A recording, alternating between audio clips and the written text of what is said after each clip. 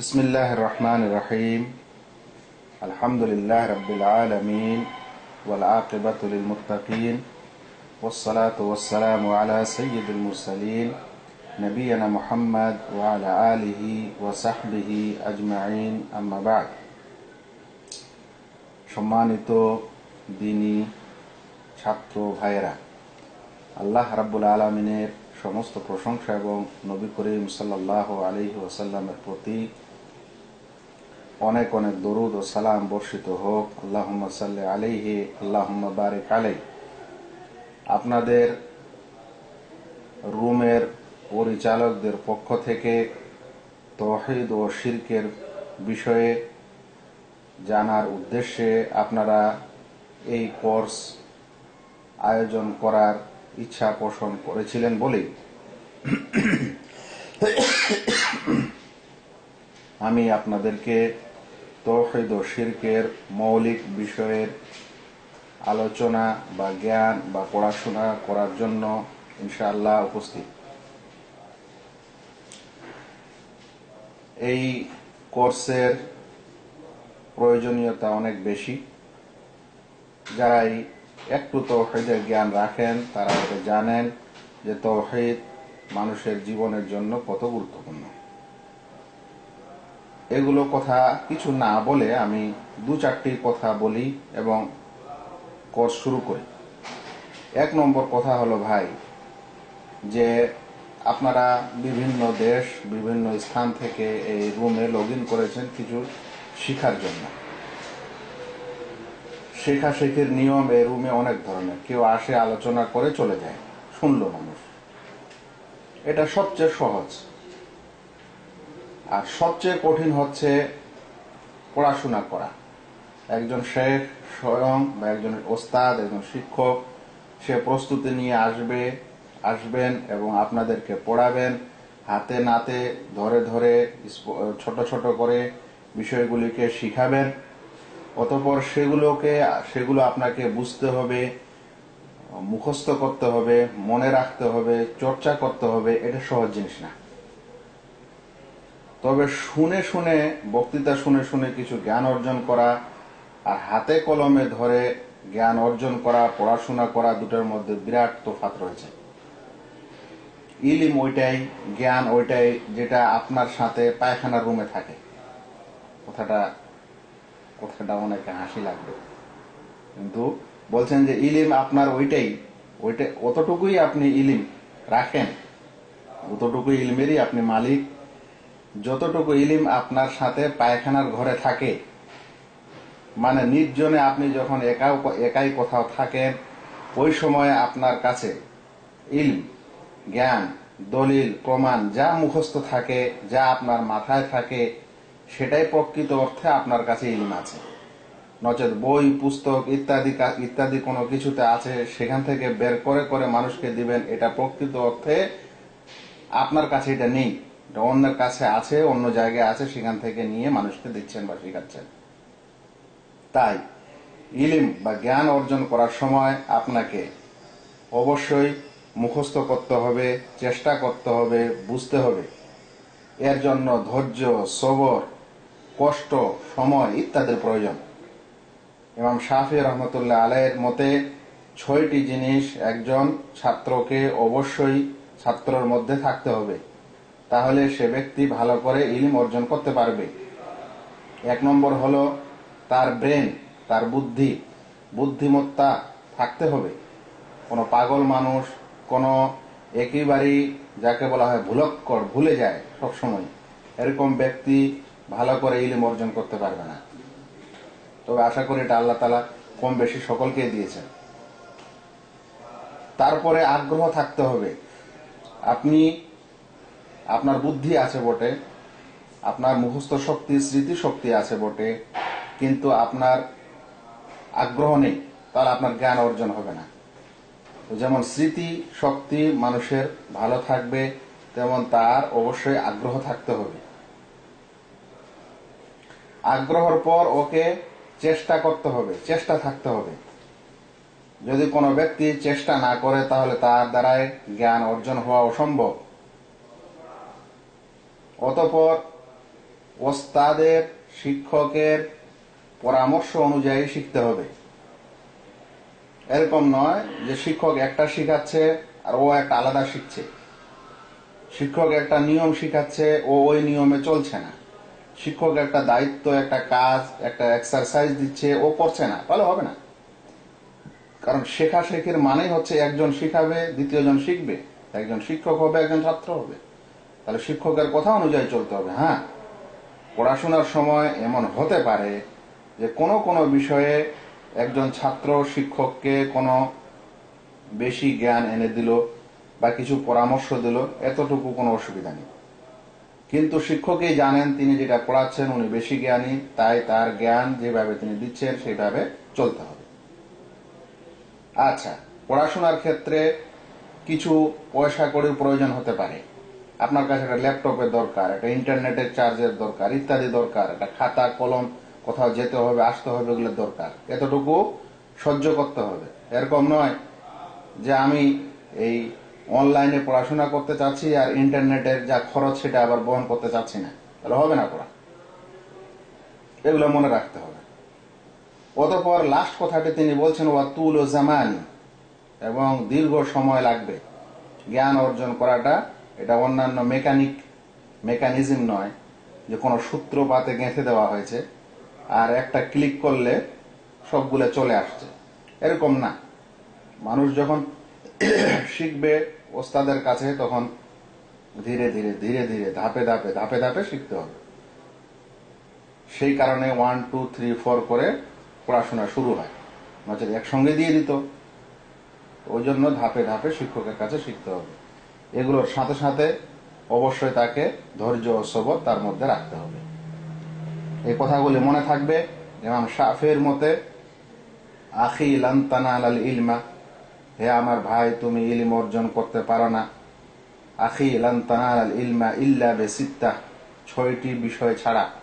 তারপরে বলছেন দোকাউন, মানে স্মৃতি শক্তি যেন থাকে, বুদ্ধিওয়ালা লোক যেন হয়, ওয়া হিরসুন, আগ্রহী ব্যক্তি যেন হয়, ওয়া ইজতিহাদুন, এবং সে যেন চেষ্টাকারী ব্যক্তি হয়, ওয়া বুলুগাতুন, সমসাময়িক যা কিছু প্রয়োজন হয় শেখার জন্য খরচপাতির, সেটার মালিক হয়, ওয়া ইরশাদ ও ওস্তাদিন, ওস্তাদের যেন গাইডলাইন মেনে চলা হয়, পরামর্শ অনুযায়ী পড়া হয়, ওয়া তুল ও জামানি, এবং দীর্ঘক্ষণ ধরে যেন, দীর্ঘ সময় ধরে যেন পড়াশোনা করা হয়।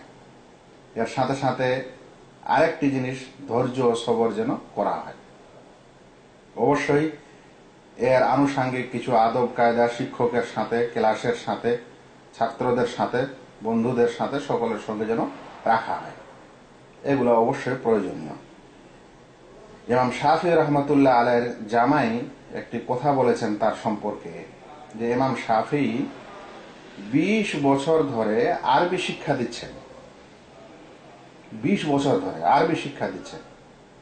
জিজ্ঞাসা করা হলো আপনি 20 বছর ধরে আপনি মানুষকে আরবি মানে আরবি সাহিত্য শিক্ষা দিচ্ছেন, আরবি সাহিত্য, আরবি গ্রামার, দিনের শিক্ষা না। জিজ্ঞাসা করা হলো কেন এরকম করলেন? তখন তিনি বললেন যে আমি এই কারণে এই আরবি সাহিত্য শিখছি বা শিখাচ্ছি মানুষকে, যেন এর মাধ্যমে আমি দিন ইসলামের যে বিধিবিধানগুলি আছে, বিধিবিধান সংক্রান্ত যেগুলো আহকাম আছে, সেই আহকামগুলি বুঝতে যেন আমার সহায়ক হয়। তাহলে দিনের মাসলাগুলি বুঝতে সহায়ক এরকম একটা জ্ঞান তিনি 20 বছর ধরে পড়াশোনা করছেন ও চর্চা করছেন। ছোট বিষয়। ইমাম বুখারী রহমতুল্লাহ আলাইহি 18 বছর ধরে হাদিসটা সংকলন করছেন। আমরা যদি 18 দিনে বা 18 মাসে একটা আলেম হতে চাই, পণ্ডিত হতে চাই, এটা অসম্ভব, এটা ঠিক না। এই জন্য দীর্ঘ সময় ও সবর আমাদের অবশ্যই থাকা দরকার। আশা করি আমার কথাগুলি আপনারা শুনতে পাচ্ছেন।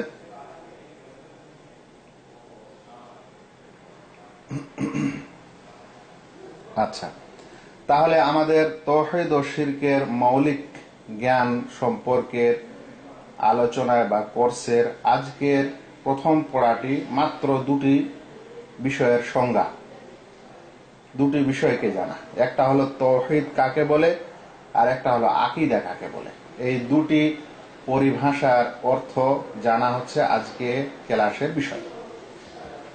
তাওহীদ আরবি শব্দ, আমি যদি সেটা এখানে আরবিতে লিখি তাহলে লিখতে পারবো।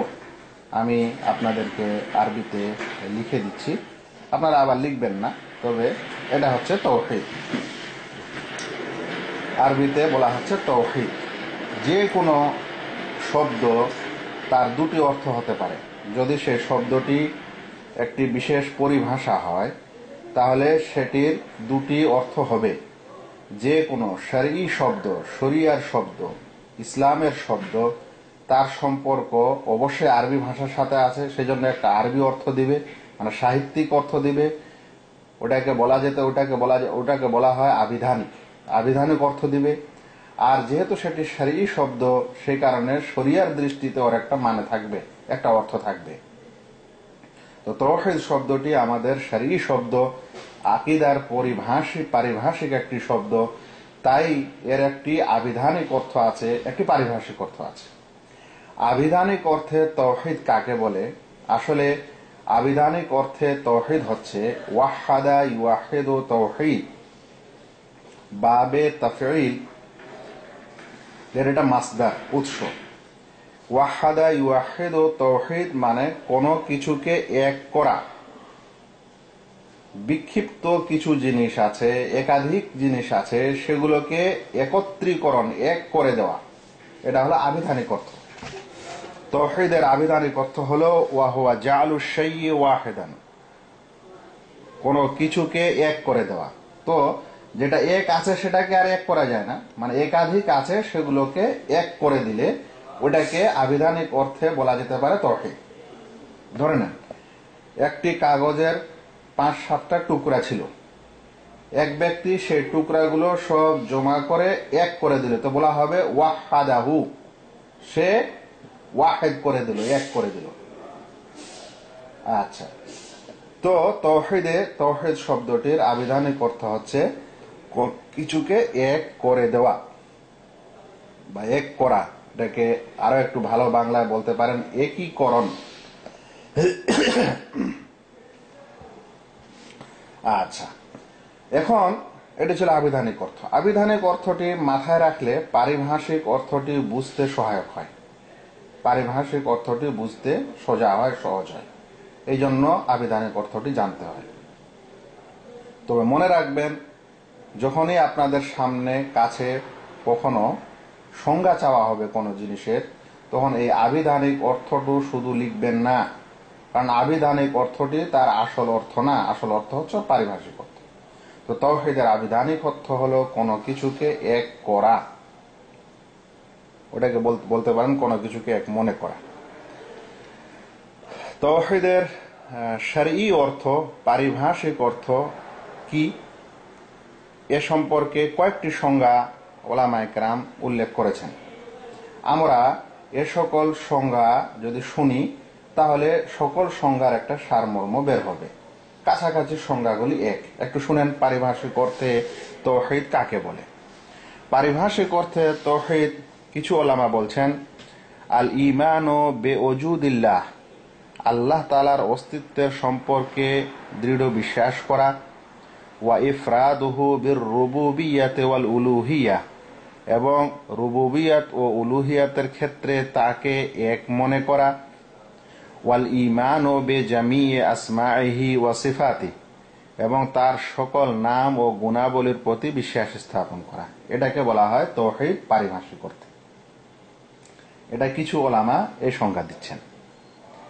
আবার সংজ্ঞাটি বলি, এর অর্থটি বলি, যে আল্লাহ তাআলার অস্তিত্বের প্রতি দৃঢ় বিশ্বাস স্থাপন করা, রুবুবিয়াতে ও উলুহিয়াতে তাকে এক মনে করা, এবং তার সকল নাম ও গুণাবলীর প্রতি বিশ্বাস স্থাপন করা। এটি বলেছেন এক প্রকার ওলামা যারা তাওহীদের সংজ্ঞা দিয়েছেন। আরেক আলেম, বিশিষ্ট আলেম, তিনি বলছেন তাওহীদের সংজ্ঞা হচ্ছে ইফরাদুল্লাহ সুবহানাহু ওয়া তাআলা বিমা ইয়াখতাসসু বিহ, বলছে আল্লাহ সুবহানাহু ওয়া তাআলাকে এক মনে করা যে বিষয়ে তিনি খাস, যে বিষয়ে তিনি নির্দিষ্ট, যে বিষয়ে তিনি একক অনন্য সে বিষয়ে তাকে একক মনে করা। এটা আরেক আলেম বলছেন। অন্য এক আলেম বলছেন, মানে তাওহীদের পণ্ডিত বলছেন, ইফরাদুল্লাহ তাআলা, আল্লাহকে এক মনে করা, বিআফআলিহি, তার কর্মসমূহে, আল্লাহ তাআলার কর্মসমূহতে তাকে এক মনে করা এবং তার ইবাদতে তাকে এক মনে করা, তার নাম ও গুণাবলীতেও এক মনে করা। এটা আরেক সংজ্ঞা। কিছু পণ্ডিত তাওহীদের তারা মনে করেন যে তাওহীদের সংজ্ঞা হচ্ছে হুয়া ইফরাদুল্লাহ বিল ইবাদা, ইবাদতে আল্লাহ রাব্বুল আলামিনকে একক করা, এক জানা। দেখা যাচ্ছে সমস্ত সংজ্ঞার আলোকে যদি আমরা একটা সিদ্ধান্ত নিতে চাই বা বুঝতে চাই, তাহলে আমরা বুঝতে পাচ্ছি যে আল্লাহ রাব্বুল আলামিনের রুবুবিয়াতে, উলুহিয়াতে ও আসমা ও সিফাতে তাকে এক মনে করা, তার সাথে কাউকে অংশী না করা, এটাকে তাওহীদ বলা হয়। কথাটিকে আরো একটু বিশ্লেষণ করে বলতে পারেন যে আল্লাহ রাব্বুল আলামিনের সমূহ কাজে, সমূহ কর্মে, সমূহ ইবাদতে এবং সমূহ নাম ও গুণে তাকে এক মনে করা। আরো সহজ করে বলতে পারেন যে আল্লাহ রাব্বুল আলামিনকে তার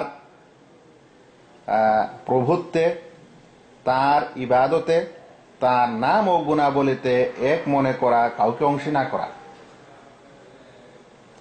এই কথাটির সারাংশ এভাবে করতে পারেন যে ইবাদতের ক্ষেত্রে আল্লাহকে এক জানা বা এক বলে বিশ্বাস করা, একে তাওহীদ বলা হয়। এই যে এক কথাটি বারবার আসছে, এর সম্পর্ক আছে আবিধানিক অর্থের সাথে।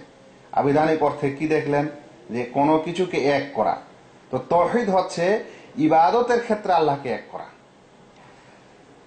আর একটু আরো বিশ্লেষণ করে যদি বলেন, তাহলে আল্লাহকে তার রুবুবিয়াতে, মানে প্রভুত্ব বিষয়ে, তার ইবাদতে, তার নাম ও সিফাতে ও গুণে এক মনে করাকে তাওহীদ বলে। একেবারে সহজ করে কথাটি যদি বলেন, তাহলে এরকম বলতে হবে যে তাওহীদ হচ্ছে একমাত্র আল্লাহর ইবাদত করা। এটা হলো ছোট কথা। একেবারে তাওহীদকে মনে রাখার জন্য এটা সবচেয়ে ছোট সংজ্ঞা, যে একমাত্র আল্লাহর ইবাদত করাকে তাওহীদ বলে। এই ছোট সংজ্ঞাতে দুটি জিনিস আসে না, সেই কারণে এই সংজ্ঞাটিকে ভালো করে বলার জন্য আরো দুটি জিনিস অ্যাড করতে হবে। যে আল্লাহ রাব্বুল আলামিনকে তার ইবাদতে এবং তার কর্মসমূহে, ওটাকে বলা হয় রুবুবিয়া। আমরা আগামীতে পড়ব ইনশাআল্লাহ। আল্লাহ রাব্বুল আলামিনকে তার ইবাদতে, তার কর্মসমূহে, তার নাম ও গুণাবলীতে এক মনে করা, কাউকে তার সাথে অংশী না করা, এটাই হচ্ছে তাওহীদ। তবে এই সকল বিষয়ের মধ্যে বিশেষ করে আল্লাহ রাব্বুল আলামিনকে ইবাদতে এক জানা, ইবাদতে তার সাথে কাউকে অংশী না করাই হচ্ছে আসল তাওহীদ। আশা করি সংজ্ঞাটি বারবার অনেকগুলো ওলামার সংজ্ঞা এবং সবকিছু বলার পর আপনাদের কাছে বিষয়টি কি স্পষ্ট? ভাই, আমি প্রশ্ন করছি, আপনাদের কাছে বিষয়টি স্পষ্ট না স্পষ্ট নয়? যারা কোর্সে শরীক হচ্ছে, যদি স্পষ্ট না হয় তাহলে আমাকে স্পষ্ট করতে হবে। আমি যতটুকু বললাম এর চাইতেও যদি বেশি প্রয়োজন হয় তাহলে আমাকে বলতে হবে। সেই জন্য আমি আপনাদেরকে প্রশ্ন করছি যে আপনাদের কাছে সংজ্ঞাটি কি এখন স্পষ্ট? জি, স্পষ্ট। এখানে আমাকে বলেন, এখানে যে কথাটি এখন উপস্থাপন করতে চাচ্ছে সেটি হলো, অধিকাংশ মানুষকে যদি জিজ্ঞাসা করেন যে ভাই তাওহীদ কি কাকে বলে, তো আপনাদেরকে বলবে একত্ববাদকে তাওহীদ বলে। একত্ববাদ এই শব্দটি তাওহীদের না তো আবিধানিক অর্থ না পারিভাষিক অর্থ। মানে অ্যাকচুয়ালি, যাকে বলাতে এক্স্যাক্টলি, একত্ববাদ শব্দটি তাওহীদ শব্দটির আবিধানিক অর্থ যদি নেন তাহলে আমরা জানলাম কোনো কিছুকে এক করা বা এক মানা। একত্ববাদ এর অর্থ আবিধানিক অর্থে আসছে না। যারা আবিধানিক অর্থে একত্ববাদ করেন তাদের কিছু না কিছু ত্রুটি আছে এই শব্দে, একত্ববাদ অর্থে। ওই একত্ববাদটা কিন্তু আবিধানিকই অর্থই। আবিধানিক অর্থ তৌহিদ আমাদের কাছে গ্রহণীয় না। আমাদের আসল অর্থ হলো তৌহিদের পারিভাষিক অর্থ। যদি কেউ একত্ববাদের অর্থ করে আবিধানিক অর্থে, তবু একটু ভুল আছে। কারণ আবিধানিক অর্থে তৌহিদ হচ্ছে কোনো কিছুকে এক করা, একত্ববাদ নয়। এটা আবিধানিক অর্থ। যারা একত্ববাদ করছেন তাদের অর্থটা এক্স্যাক্টলি আবিধানিক অর্থে আসছে না। আচ্ছা, এই আবিধানিক অর্থটাকেই যদি তৌহিদ মনে করা হয় তাহলে একত্ববাদ মানে কি? আমরা বাংলা ভাষায় যদি এখন বলি যে একত্ববাদ, তৌহিদ মানে একত্ববাদ, একত্ববাদ বলতে আমরা কি বুঝি? মানে এক আল্লাহকে বিশ্বাস করা, এটাই তো একত্ববাদ। এক ঈশ্বরে বিশ্বাস করা, এটাকে একত্ববাদ বলে।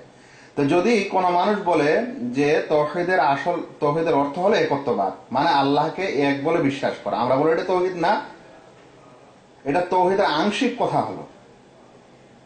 কারণ আল্লাহ রাব্বুল আলামিনকে কেউ এক বলে যদি মেনেও নেয়, বিশ্বাসও করে, আর ইবাদতের সময় এক আল্লাহর ইবাদত না করে, তাহলে আর তখন সে মুওয়াহিদ বা তখন সে মুসলিম থাকবে?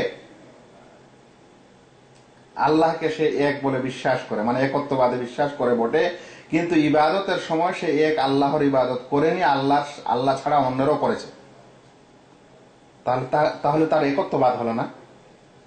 তো একত্ববাদ তৌহিদের একটি অংশ মাত্র। মানে মহান আল্লাহকে এক বিশ্বাস করার পর সমূহ ইবাদত আল্লাহর জন্য করাই হচ্ছে আসল তৌহিদ।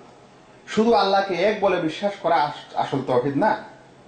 বরং কোনো মানুষ যদি মনে করে যে একত্ববাদই তৌহিদ, তাহলে আপনি পৃথিবীতে এরকম অনেক মানুষ পাবেন যারা মুশরিক, কিন্তু ওদেরকে যদি জিজ্ঞাসা করেন যে আল্লাহ কয়জন, ঈশ্বর কয়জন, তাহলে বলবে সব ঈশ্বরের এক ঈশ্বর, সবগুলোর মধ্যে একজন বড় ঈশ্বর আছে, একজন বড় ভগবান আছে, সবার মধ্যে একজন বড় আছে। তাহলে দেখা আছে যে ওদের মধ্যে একত্ববাদের কিছু বিশ্বাস আছে এবং একত্ববাদে বিশ্বাস করছে অনেকে। তাই একত্ববাদ মানে শুধু এক আল্লাহকে বিশ্বাস করে তৌহিদ না, বরং আল্লাহর জাত ও সত্তাকে এক বলে বিশ্বাস করার পর একমাত্র তাঁর ইবাদত করাই হচ্ছে তৌহিদ। আল্লাহকে এক বলে স্বীকার করার পর একমাত্র তারই করতে হবে, আর অন্যের করা যাবে না। এটা হচ্ছে তৌহিদ। আশা করি বুঝলেন।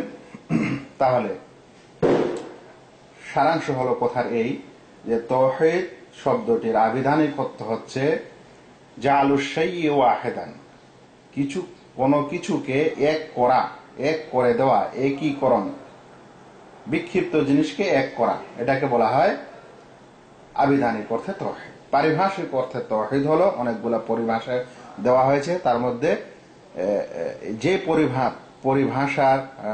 পরিভাষাটি সুন্দর বা সহজ সেটি হলো এই যে আল্লাহ রাব্বুল আলামিনকে তার কর্মসমূহে, তার ইবাদত সমূহে এবং তার নাম ও গুণাবলীতে এক মনে করা, কাউকে অংশী না করা।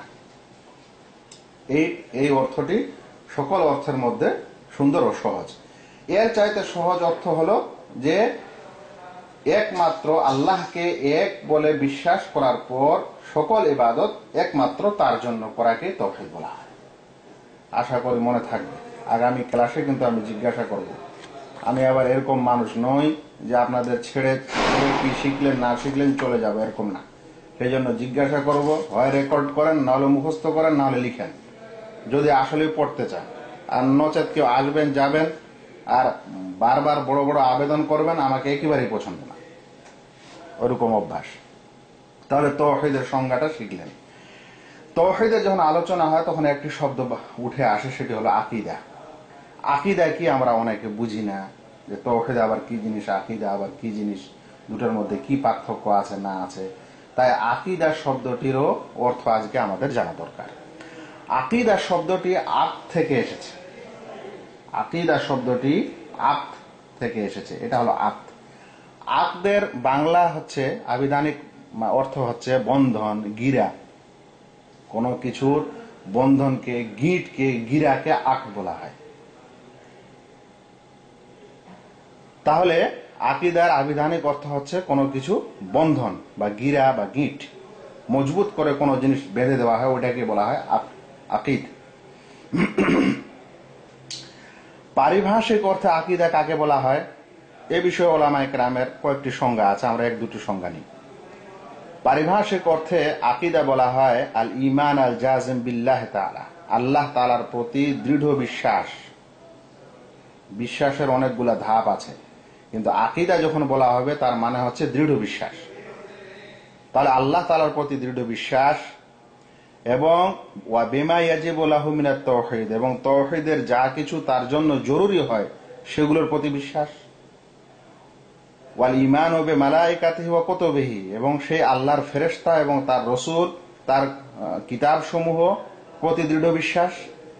আখিরাতের প্রতি দৃঢ় বিশ্বাস এবং তাকদীরের ভালো মন্দের প্রতি দৃঢ় বিশ্বাস, এবং এই মৌলিক বিষয়গুলি থেকে যা বের হয়, যেই জ্ঞান পাওয়া যায়, সেগুলোর প্রতিও বিশ্বাস স্থাপন করাকে আকীদা বলা হয়।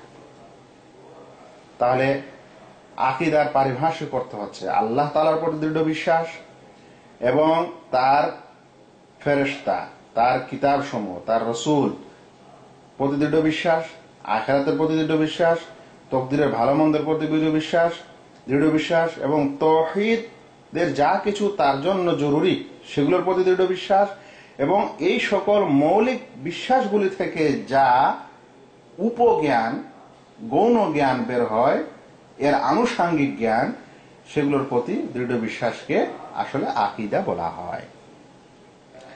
এই কথাটি অন্য আকীদার পণ্ডিতগণ এইভাবেও বলছেন যে হে আল ঈমানু আল জাযিম বিল্লাহ, আল্লাহ তাআলার প্রতি দৃঢ় বিশ্বাস, ওয়া মা ইয়াজিবু লাহু ফি উলুহিয়াতিহি ওয়া রুবুবিয়াতিহি ওয়া আসমাইহি ওয়া সিফাতিহি, এবং তার উলুহিয়াত, রুবুবিয়াত এবং নাম ও গুণাবলীর যা কিছু জরুরি হয় সেগুলোর প্রতি দৃঢ় বিশ্বাস। ওয়াল ঈমানু বিমালাইকাতিহি ওয়া কুতুবিহি ওয়া রাসূলিহি ওয়াল ইয়াউমিল আখির ওয়াল কাদারি খাইরিহি ওয়া শাররিহি, তারপরে আরকানে ঈমানগুলোর প্রতি দৃঢ় বিশ্বাস। তারপরে বলছেন ওয়া বিকুল্লি মা জাআত বিহি নুসুস সাহিহা মিন উসুলুদ্দিন, বলছেন দ্বীনের মৌলিক বিষয় সম্পর্কে সহিহ দলিলে যা কিছু এসেছে সেগুলোকেও বিশ্বাস করা, এবং গায়বী বিষয়গুলোকে বিশ্বাস করা যেটা শরিয়ায় এসেছে, আর আমাদের সালাফে সালেহিন যার প্রতি ঐক্যমত পোষণ করেছেন ওই সকল বিষয়গুলিকেও বিশ্বাস করাকে আকীদা বলা হয়। এটি ডক্টর নাসের আল আকলের সংজ্ঞা, তিনি মাবাহিস ফি আকীদাত আহলিস সুন্নাহ পৃষ্ঠা নম্বর 9 দিয়েছেন। তাহলে আকীদার শাব্দিক অর্থ হলো, আবিধানিক অর্থ হলো বন্ধন, গিঁট, গিরা। পারিভাষিক অর্থ হলো আল্লাহ তাআলার প্রতি বিশ্বাস, তার নবী, রাসূল, কিতাব, আখিরাত এবং তাকদীরের ভালো মন্দের প্রতি দৃঢ় বিশ্বাস রাখা, এবং এর আনুষাঙ্গিক যে গৌণ বিষয়গুলি আসে, মানে এই আকীদাকে কেন্দ্র করে, মৌলিক আকীদাগুলিকে কেন্দ্র করে যে গৌণ বিষয়গুলি বের হয় সেগুলোর প্রতিও দৃঢ় বিশ্বাসকে আসলে কি বলে? আকীদা বলে।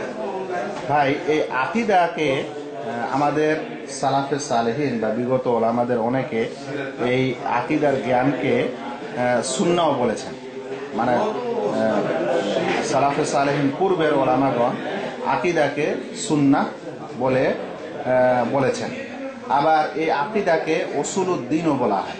উসুলুদ্দিন মানে দ্বীনের মৌলিক জ্ঞান, তো আকীদাকে উসুলুদ্দিন বলা হয়। আর এ ব্যতীত, এই আকীদা ব্যতীত অন্যান্য জ্ঞানকে ফরুউদ্দিন বলা হয়, মানে দ্বীনের গৌণ বিষয়। আর আকীদাকে বলা হয় উসুলুদ্দিন, দ্বীনের মৌলিক বিষয়। কারণ আসলে যা কিছু দ্বীনে ইসলামে আছে সেগুলো দুই ভাগে বিভক্ত, একটা হলো বিশ্বাসের বিষয় আর একটা হলো আমলের বিষয়। তো বিশ্বাসের বিষয়গুলি হচ্ছে আকীদা, এই জন্য এটাকে বলা হয় উসুল। আর যেগুলা ফরু মানে উসুল ব্যতীত সেগুলোকে বলা হয় ফরু বা গৌণ বিষয়। এই আকীদাকে অনেকে ফিকহে আকবরও বলেছেন, আর ফিকহি বিষয়গুলোকে ফিকহে আসগার বলেছেন। তো সেই জন্য সবকিছুর দিক দিয়ে বিচার করলে আকীদা হচ্ছে জ্ঞানের শ্রেষ্ঠ, তাওহীদ হচ্ছে জ্ঞানের শ্রেষ্ঠ। এটা হচ্ছে দ্বীনের উসুল ও মৌলিক জ্ঞান, এটা হচ্ছে ফিকহে আকবর, এবং এই সম্পর্কে জ্ঞান অর্জন করা প্রত্যেক ব্যক্তির উপর জরুরি। তাহলে আমরা আজকে দুটি পরিভাষা জানলাম, বুঝলাম।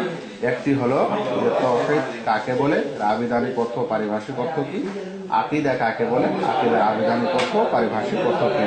আল্লাহ তাআলা যেন আমাদেরকে দ্বীনের সঠিক সহি আকীদা ও জ্ঞান অর্জন করার তৌফিক দান করেন। আমিন। আসসালামু আলাইকুম ওয়া রাহমাতুল্লাহি ওয়া বারাকাতুহু।